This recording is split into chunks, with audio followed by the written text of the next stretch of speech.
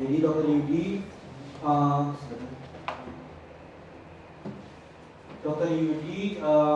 menghubungi saya dan memang sangat ingin untuk memperkenalkan praktik meditasi esensi hati Yutok ke Indonesia, karena memang ini bagi Indonesia sesuatu yang mungkin baru banget. Kalau di luar sudah umum. I accepted this as kind of a challenge. Saya menerima request ini sebagai sebuah tantangan. Actually, I had to really put some thought to it because I teach. So as Sari said, I run the Tibetan Medicine Center and School in America with my teacher, Dr. Nida, and that place was created for the purpose of sharing these teachings. So actually, it's quite easy to present teachings there because everybody who comes there, that's why they are there. Ya, jadi pada saat Dr. Yudi minta ini, sebenarnya saya harus memikirkan lebih dalam, karena kalau saya mengajari di Amerika, di mana tempat yang saya adakan itu adalah Violent Farm, itu memang tempat untuk pengobatan Tibet dan untuk rejuvenasi dan lain-lain. Mereka sudah tahu tentang Yutok dan mereka akhirnya datang ke situ, jadi sudah lebih terbuka. Sedangkan di sini kan sangat berbeda backgroundnya dan lain-lain. So this is very interesting to meet a group. I think it's very, very mixed backgrounds, mixed cultures. Also in a Muslim country, it's very interesting to. No, I'm serious. It's a very interesting. I'm very interested that this large group of people comes together to do medicine Buddha mantra together across many different religions and cultures to believe in the power of actually the universal power of healing. So that's a very beautiful thing. And this teaching will just be kind of an extension of this universal aspect of healing. Jadi saya menarik karena di Indonesia dengan negara yang mayoritas Muslim, tapi banyak orang yang tertarik dengan meditasi, dan juga dari kelompok yang tertarik dengan meditasi itu banyak yang juga yang terbuka dengan ide tentang kekuatan universal penyembuhan yang dilatih dengan praktek meditasi Buddha, dan yang akan kita bagikan ini tentang bagaimana menggunakan kekuatan universal penyembuhan itu dalam aplikasi yang lebih lanjut begitu ya. Jadi ini sangat menarik buat saya pribadi di negara seperti ini, tapi banyak orang yang tertarik dengan ilmu pengobatan. So maybe one of the first things that you notice if you enter into a Tibetan temple is you see many paintings, right? So here's one example. This is just of a figure you took, but here there's another one, and you see surrounded by there's some other figures, and later you can see on the bottom, on the right and the left, there's two different Buddhas, and so people say, why so many images? Jadi banyak menarik karena kalau orang yang baru pertama kali bersentuhan dengan budaya Tibet atau pergi ke tempat Tibet, mereka melihat banyak sekali gambar-gambar yang melukiskan sosok-sosok tertentu. Contohnya di sini ada Yutok yang tua, ada Yutok yang muda, dan juga ada beberapa figur lain, ada berbagai jenis yang tampak seperti Buddha. Jadi mereka mulai bertanya-tanya, sebenarnya apa sih? This is very different than if you go into like a Japanese Zen temple, which is very minimalist, and maybe there's one Buddha or one candle, or a very simple kind of environment. The Tibetan culture is full of colors. Dan kalau seandainya Anda pernah pergi ke kuil Zen di Jepang, akan sangat berbeda karena di situ sangat simpel, ya, cuma ada satu patung Buddha, cuma ada satu lilin, dan semuanya dibikin sangat minimalistik. Tapi berbeda dengan Tibet yang penuh warna, penuh macam-macam. And it's full of different types of Buddhas. Some of them are very peaceful, some of them are very scary, some of them are in union, some of them are red, some of them are blue, some of them are fierce, all kinds of different imagery you see.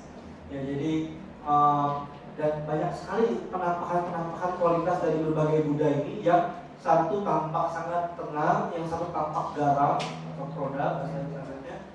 Ada yang tampak seperti menyatu dalam posisi seksual union, ada yang tampak memegang hal-hal yang berdarah dan lain-lain. Anda mungkin mulai bertanya-tanya, apakah sebenarnya ini semua?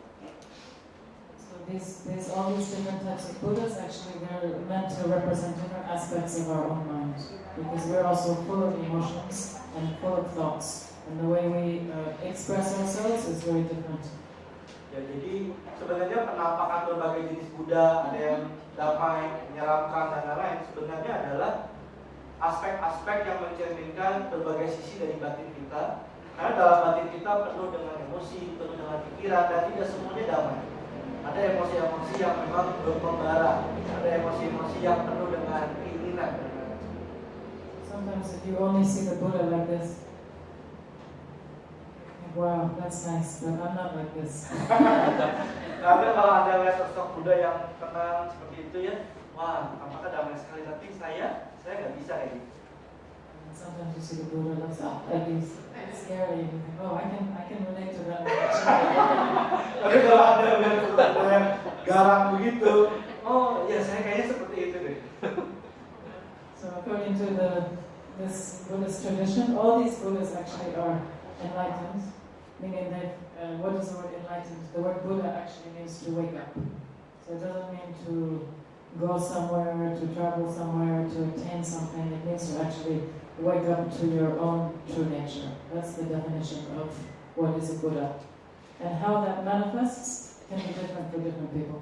Ya, jadi sebenarnya yang kita sebut Buddha itu artinya bangun dari ilusi, dan bangun akhirnya bertemu kembali dengan hakikat sejati diri. Sebenarnya itu yang disebut Buddha. Tapi bagaimana manifestasi dari jika Anda sudah mengalami kesejatian dan Anda akhirnya bisa memilih untuk mengekspresikannya dengan seperti apa, dengan modal yang seperti apa. There's particularly three Buddhas that are often shown together, and one is Buddha of compassion, one is Buddha of wisdom, and one is Buddha of power. So these three things we really need in our lives. Jadi ada sosok Buddha yang biasanya selalu digambarkan itu berdampingan, ada tiga. Yang pertama adalah Buddha ulas kasih, satu lagi Buddha kebijaksanaan, yang satu adalah Buddha kekuatan, yang penuh kekuatan. Many people naturally have lots of compassion. Many people are very kind. But if they don't have real wisdom, sometimes that compassion, they don't know how to use it in a beneficial way. Jadi banyak orang yang punya ulas kasih, tapi kalau mereka kurang satu, yaitu kebijaksanaan, akhirnya ulas kasih itu malah menjadi membuat orang akhirnya memanfaatkan diri dia, tidak punya kebijaksanaan bagaimana mengelola ulas kasih. Likewise, you can have a lot of wisdom, a lot of knowledge, really study, but if you lack compassion, then what is that wisdom really going to do for anybody? Not beneficial.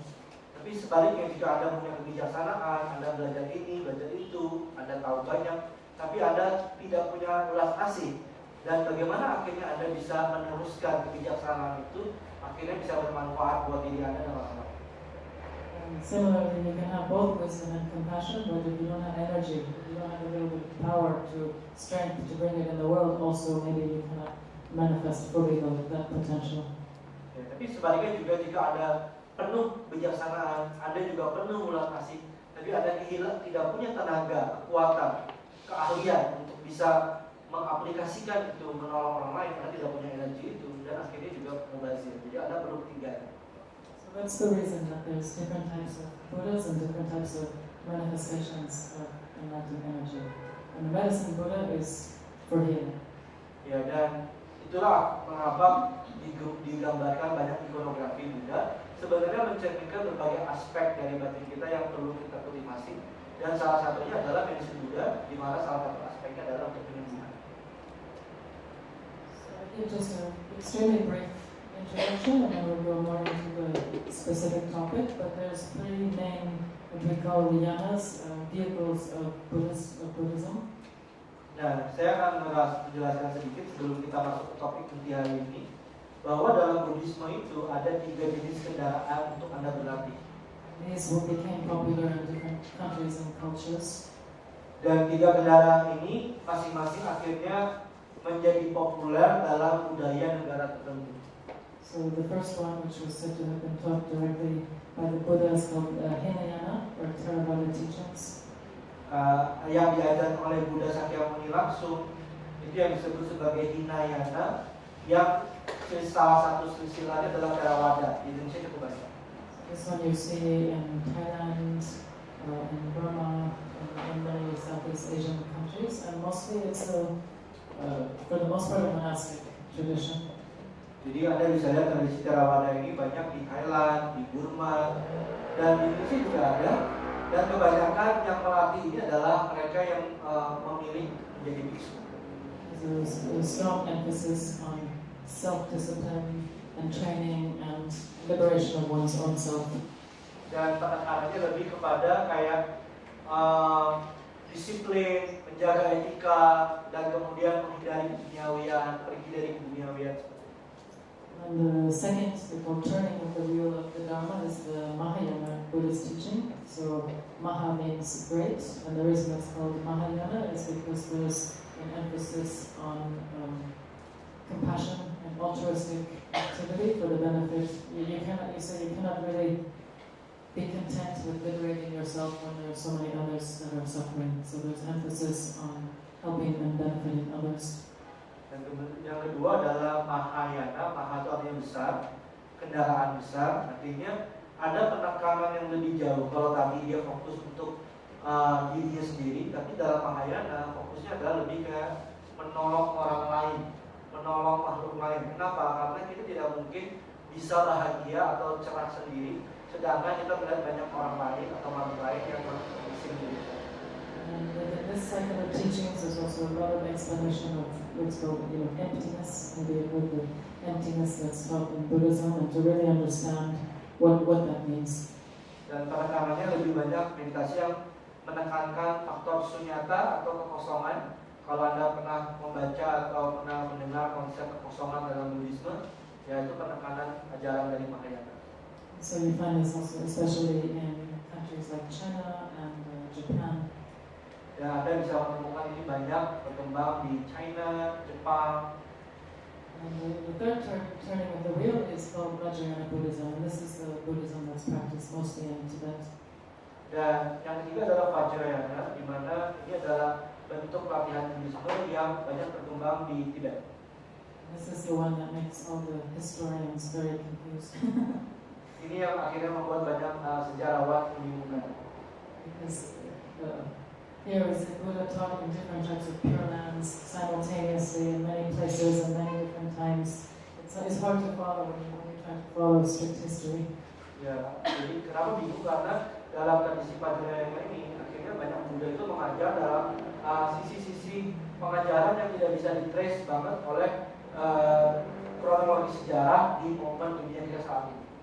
And this came from India into Tibet, and when it entered into Tibet, Tibet also had its own culture which existed before the time of Buddhism.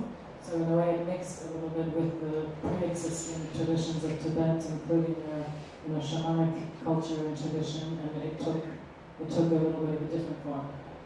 Dan pada saat Buddhisme ini masuk ke Tibet, dan di Tibet sudah ada bentuk latihan spiritual yang seperti shamanis, sehingga pada saat Buddhism ke sana, maka banyak implemen atau rasa-rasa itu juga bergabung dengan praktek yang berbau shamanik. And I think that's important to understand and recognize, because as different traditions plant themselves in different cultures, of course they have to mix with the existing culture.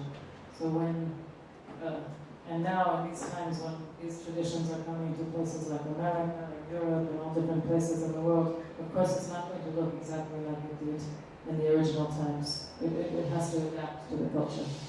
Ya, dan tentu saja apapun kalau udah masuk negara atau budaya tertentu pasti harus akhirnya campur dengan budaya itu. Contohnya kalau Buddhisme akhirnya masuk ke Amerika, Eropa, maka sudah tidak bisa harus seperti dengan budaya atau implement rasa budaya awalnya. And in Tibet there were quite many stories of different types of spirits and wrathful spirits that were disturbing the peace of the country. So actually they invited the Guru Rinpoche Padmasambhava to bring Buddhism in Tibet and to work with these spirits. Sudah same story in Indonesia. Jadi di Tibet itu banyak banget cerita tentang roh-roh yang memang garang, yang memang suka mengganggu orang-orang, termasuk mengganggu kenyamanan satu negara. Sehingga waktu itu ada satu penguasa Tibet, seorang raja yang akhirnya mengundang seorang guru dari India untuk menaklukkan si roh-roh ini yang suka mengajar di Tibet. Namanya Guru Padmasambhava. So So when the king of Tibet in the 8th century, he wanted to build the first Buddhist temple in the center of Lhasa. He hired many carpenters and builders, and he made the design, the plan, and they would start to build in the daytime. In the nighttime, when he went, everything's gone. Jadi pada saat Raja Tibet pertama kali mau membangun satu kuil di Lhasa, maka pekerja itu membangun kuil di siang harinya, kemudian malam hari, dan pada saat besok pagi bangun, sudah ratakan lagi, nggak bisa dibangun gitu. So this went on for many months, and he didn't know what to do. So he consulted with one of his queens, who actually was from China, and she had to consult with the feng shui master. Dan itu terjadi berbulan-bulan lamanya. Kemudian si raja ini akhirnya konsultasi dengan seorang ratunya yang berasal dari negeri Cina, dan si ratu ini menyarankan si raja untuk berkonsultasi dengan ahli geomansi atau ahli feng shui. And what this master saw in his vision was that there was a big demon that's lying across the land of Tibet, and this temple that he was trying to build was right at her heart. And he said, you cannot build a temple on her heart, she's too powerful. Ya, jadi si ahli feng shui ini memang mereka cara membacanya adalah mereka melihat wilayahnya, dan di wilayah itu menyerupai makhluk apa, dan kemudian menyerupai satu makhluk raksasa itu, dan ternyata tempat dibangun sebuah kuil itu persis di daerah jantungnya, sehingga nggak bisa berhasil karena itu terlalu banyak energi di situ, sehingga harus dipindah. So they said you should build temples on the palms of her hands and the soles of the feet, and then once she's sort of pinned down, then you can go for the heart. Dan akhirnya kamu harus bangun lebih baik di sininya dulu, di telapak tangannya, di pulau itu, telapak tangan, telapak kaki, sehingga dia udah terpaku dulu, dan barulah kamu bisa bangun di dadanya. Followed that advice, and he succeeded, and they built the very famous and beautiful temple called the Jokhang in the center of Lhasa. Dan akhirnya mereka mengikuti itu, dan akhirnya si raja ini berhasil membuat kuil itu yang sangat terkenal sampai sekarang, itu kuil Jokhang di pusat Lhasa, kota Lhasa, Tibet. I don't know why this story came to my mind, but I'm thinking, what is this tradition going to look like here in Jakarta? It will look different again than it did in different countries.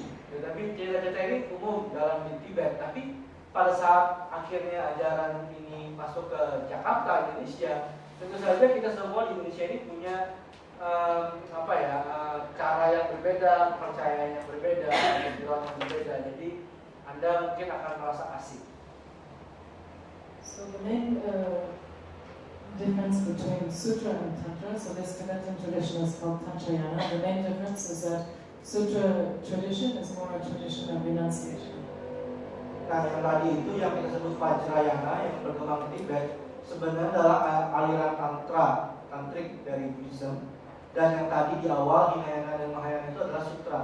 Perbedaannya sutra dan tantra ini ada pada. So traditionally it was monastic tradition for monks and for nuns, and the idea is that you, in order to protect yourself so that you don't engage in certain activities and break your vows, you have to stay away from them. You have to create a protection for yourself.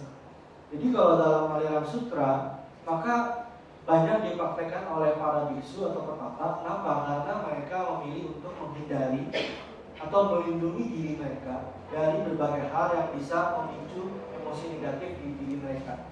Sehingga akhirnya mereka lebih memilih untuk meninggalkan keduniawian, meninggalkan semua yang kira-kira menjadi trigger dalam kehidupan mereka. So a very simple example of this is like if you want to cultivate a peaceful mind, you should go to a peaceful place, right? Ya, salah satu cara yang paling gampang menggambarkan ini adalah jika Anda ingin tenang, ya berarti Anda harus pergi ke tempat yang tenang. Want to fight with your husband, then it's better not to have a husband. Jika kamu nggak pengen bertengkar sama suami, ya jangan married. Kalau ini begitu simpelnya. Anyway, life is simple. Dan hidup jadi lebih gampang karena kalau kamu punya sesuatu, kamu pasti punya masalah sama itu. In Tantrayana, I said it's not always possible. Maybe you cannot go to a peaceful place. Maybe you have to learn how to meditate in the center of the big city with the noise. Tapi kalau tantra itu dia tidak memilih untuk menjauhi itu semua, tapi lebih kayak tidak selalu kita bisa lari dari tuntutan kehidupan. Kita harus bisa berlatih meditasi di tengah kota yang sangat bising. So the path of Tantra is known as a path of transformation. Oleh karena itu latihan jalur tantra disebut sebagai jalur transformasi. It means that you can transform any circumstances towards beneficial to the path, and you can transform all of your negative inner emotions into something positive. Makanya tantra itu dia tidak kabur dari yang negatif, tapi dia belajar untuk mentransformasi yang negatif untuk bisa masuk ke dalam jalur laku latihan dan bisa mentransformasi yang negatif menjadi sesuatu yang menguntungkan atau positif bagi latihan. So both of these traditions are very important and very relevant.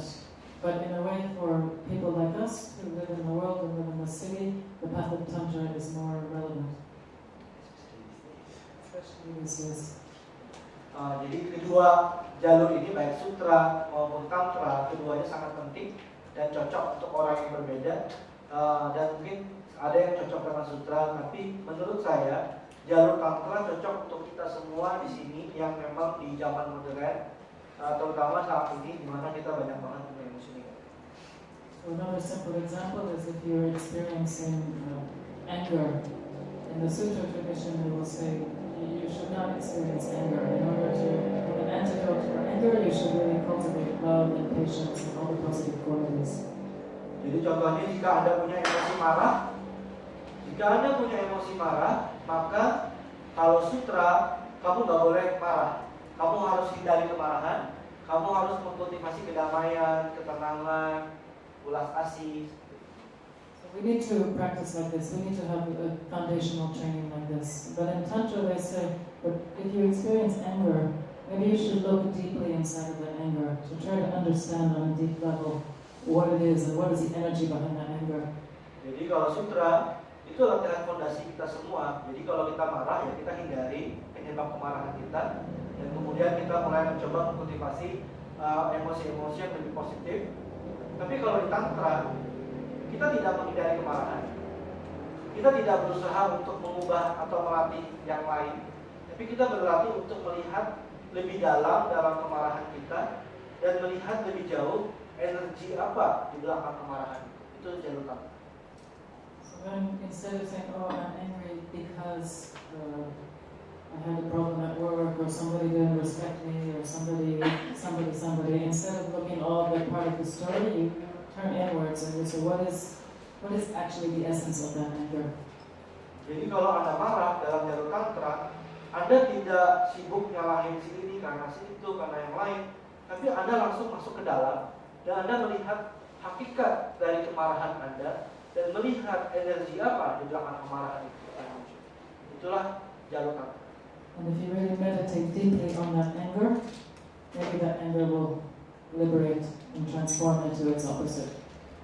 Sehingga saat Anda melihat jauh ke dalam anger itu, maka anger itu bisa aja jadi hilang dan bertransformasi menjadi sesuatu yang lebih baik.